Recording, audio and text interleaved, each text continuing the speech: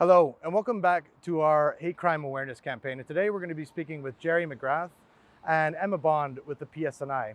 They're going to talk a little bit about policing strategies and how they're engaging with communities to address hate crime on the ground. Of course, effectively addressing hate crime takes a strong police presence and effective strategies to make sure communities are safe. Here's what they had to say.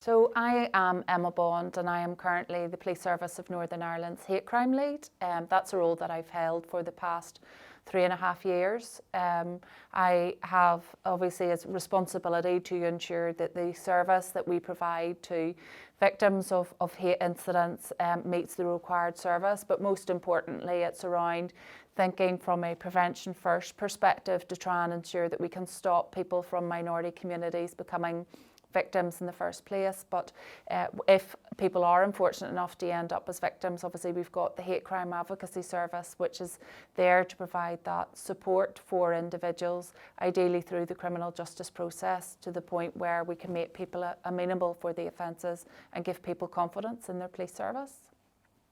Yeah, my name's Gerry McGrath. I've been recently appointed to the Community Safety Department to take a lead on hate crime, supporting our overall strategy to keep people safe. Yes, so the relationship between the police service and victim support has been one that has been in existence for a significant period of time. It's vitally important, I think, because whilst we from a policing perspective understand that we've a job to do in terms of gathering evidence, in terms of investigating crimes, I think that we would be remiss of us if we didn't appreciate just the emotional impact that actually being a victim of crime can have on individuals. Our relationship with victim support ensures that emotional support, that the ability to have conversations and know that actually there are people there who understand what they're experiencing and what they're going through, and that service that victim support offer is immensely important. And we've got from a position where we used to ask people for permission to refer them to victim support for that referral, but realising just how important role it plays, now people are automatically referred to victim support and actually opt out, and we see and hear on a day and daily basis just the value that support from victim support has for victims across the board after they've come into contact with the police service, which often is a really challenging or difficult time of somebody's life. I think that's a really important relationship that we have. When a victim of crime or a third-party report comes through us, whether it be a 101 telephone call, an online report, or in extreme circumstances an emergency 999 call, it's really important that we get that immediate response correct. And to help that process work, the advocacy services are really important connectivity, a signposting, an immediate response, and in many ways holding the victim's hand through the journey of the incident to whatever outcome that they want. Now that's not necessarily always a court outcome, that can be simply a conversation around what best can I do to protect myself and my family and victims, but also how can I stop this happening again. So I think the advocacy service enables as an extension of what we do in our initial call, but then allows us to provide further ongoing support, paid for by us, but independent from us, to allow us to continue to support the individual, the family and the wider community. It has been really important for the police service to fund the hate crime advocacy services for a number of reasons. I think critically important that we know that regrettably the police service currently isn't representative of the communities that it serves. Having the hate crime advocacy service makes sure that we've got people who understand those communities to go in and provide direct support to people who have been victims. As I've said, from a policing perspective, we obviously our focus tends very much to be from an investigative point of view, providing the evidence, trying to make somebody amenable for that crime. The hate crime advocacy services and the advocates themselves are able to provide that degree of support, ensure that people understand what the criminal justice process might entail, helps ensure that people feel that they have the support to be able to pursue those cases through to a successful, ideally successful criminal justice outcome. So it's vitally important for us that the advocacy service is there to make sure that we fulfil our wider responsibilities under the Victims Charter, but ultimately to ensure that all victims receive a professional, effective and personal service in terms of when, as I've said, they've been a victim of what can be a very traumatic incident in terms of being, I suppose, victimised because of the basis of who or what you are. Yeah, so unfortunately what we see within Northern Ireland is that there's somewhere in the region of 7 hate incidents take place every day. Overall, there's about 1,500 hate crimes then that occur throughout the year across Northern Ireland.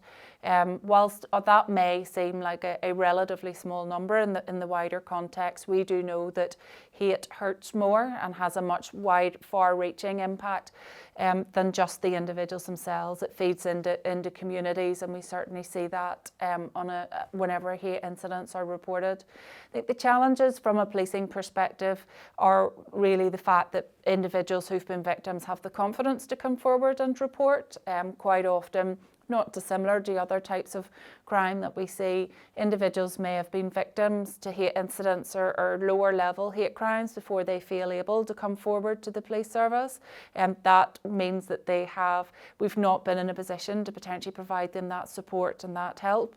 Some of the issues that we also see is the timeliness of reporting, where for whatever reason, again, maybe linked to confidence, a fear of not being believed, a fear of further retaliation or repercussions, people delay their report to police.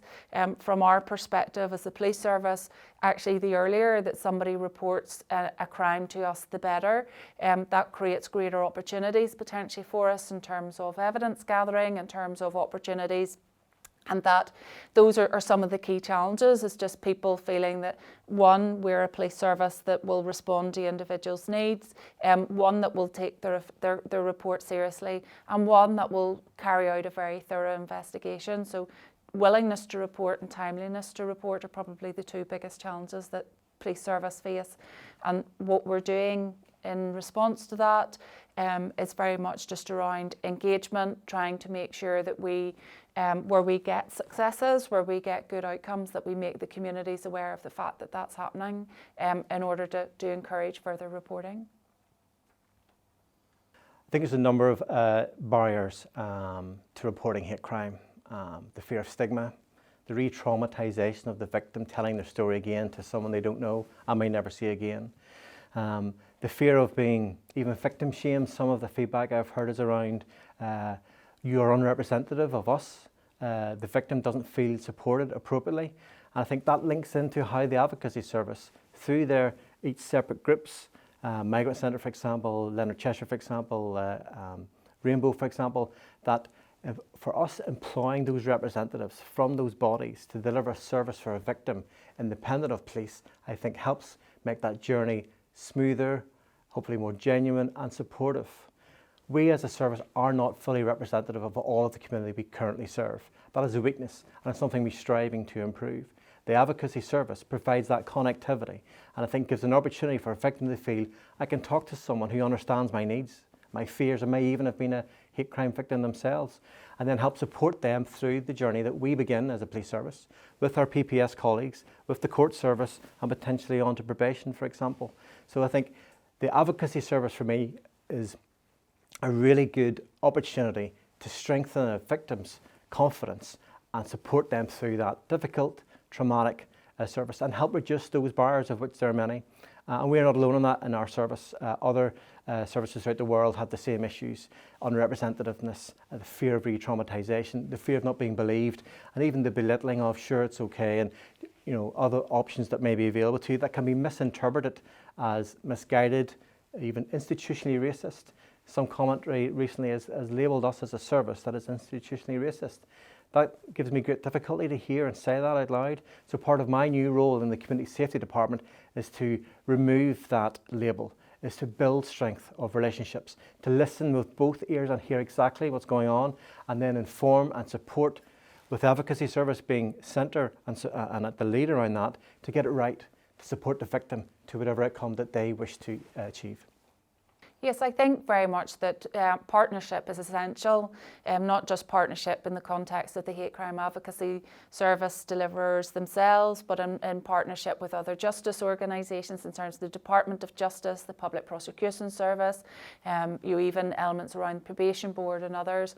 We also then have communities themselves in terms of those partnerships, but certainly from a policing perspective, what we have immensely benefited from our partnership with the three organisations. It's given us a much greater insight and understanding in terms of the needs of those communities. It's given us an appreciation of some of the challenges that those within the community third sector face and us as public service agencies. It assists in terms of us as a public service being accountable through those agencies in terms of the quality of service that we deliver and the role that we perform. And absolutely, I think it's given us a much enhanced, greater understanding of the needs of victims and just how important it is that communities across the board, particularly those communities that are maybe less dominant within our society, that have a voice, feel that they are heard, understood and deserve a policing service to the same standard and quality as every other community within Northern Ireland. I think victims have felt more supported. I think victims have had a helping hand after the police officer leaves, someone to ring afterwards. It's the advocate. And the point that they are from an independent group, they're not police officers. The funding comes part from the police, part from the Department of Justice, and that importance of independence is really, really important. I think the strength that the advocacy service has brought is about what happens after the police leave. It's about that helping hand through potentially a difficult court case, for example, if that's what the victim wants or needs, and we're able to find the evidence to bring an offender through that process. So I think the strength of what the advocacy service do is they're independent, they follow up, and they're there to continue to support. And they continue to signpost to local groups. I know it's generally Belfast-based advocacy service, but there are many support groups throughout all of Northern Ireland, and even wider the island and without wider than that as well. There's so much support out there. I think the advocacy service is a really good starting point to begin the conversation, to support the victim in the choice that they wish to have. Not what we as a service want, what the neighbour thinks that needs to happen, what the press or the papers are saying. It should be a victim-led service, and I think the victim support service does a really good job in achieving that. I think a key thing for us, it's very difficult necessarily to say exactly what success would look like. I think in simple terms, if we were getting feedback from the advocacy services through the contact that they have with victims, that people are happy with the service that they have given, that they have felt respected, valued, that they have felt the criminal justice system hasn't been a barrier to them. Ultimately, the increased outcomes, us making more people amenable for the offences that are actually taking place. But ultimately, I think what I would say is that as a police service, that we actually want to prevent people becoming victims in the first place. And what we see is in the region of 8% of individuals who are victims of hate incidents are actually repeat victims. I would like to see that we get that number as close to zero as we possibly can. I'd like the interventions from the follow-up from the advocacy service in partnership with an effective police investigation and successful prosecution by the Public Prosecution Service would mean that we catch offenders, we stop hate incidents occurring, and that actually we can have a very vibrant, diverse, multicultural society within Northern Ireland where everybody's role is respected, valued, and everybody feels able to make a positive contribution.